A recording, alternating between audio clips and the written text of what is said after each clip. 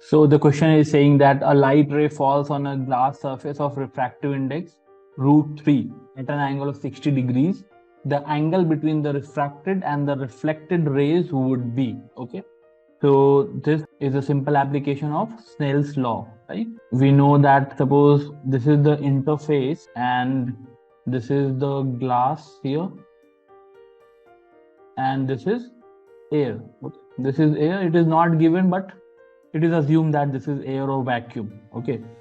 And let's say there is a ray of light falling like this, okay, coming from air to the glass and is incident at an angle of 60 degrees. So if this be the normal,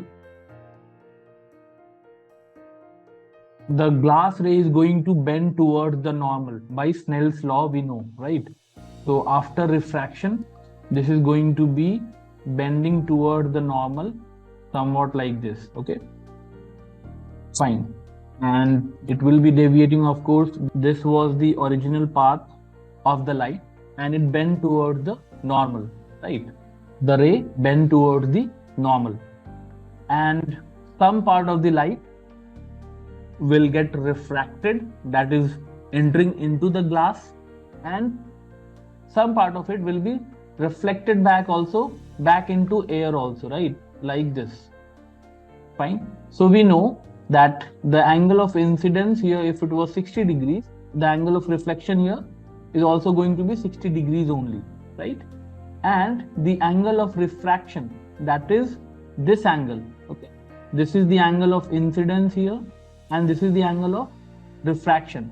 We'll have to use Snell's law to find this out, the angle R.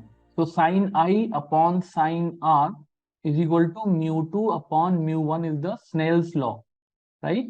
This is Snell's law. So I can say for this one that sine 60 upon sine R, this R here that we wish to find, is equal to mu2, that is √3 for glass, 1 for air. So mu2 is √3 upon 1, right? Now sine 60 is √3 by 2. I can put the value √3 upon 2. Sine R is √3 upon 1. So I am getting sine R is equal to 1 upon 2. That means R is 30 degrees, okay? Because sine 30 is 1 by 2. So now I know that this angle here is 30 degrees. This is 30 degrees, right? The question is asking that what is the angle between the reflected ray, this is the reflected ray here, and the refracted ray. So this is the refracted ray. The red one here is the refracted ray. So what is the angle between them? That means the question is asking the angle, this angle, right? Fine. So we can use simple geometry here. If this is 30, the remaining here, because in total the normal makes 90 degrees. So this part, this much here is 60 degrees. This is going to be 30, right?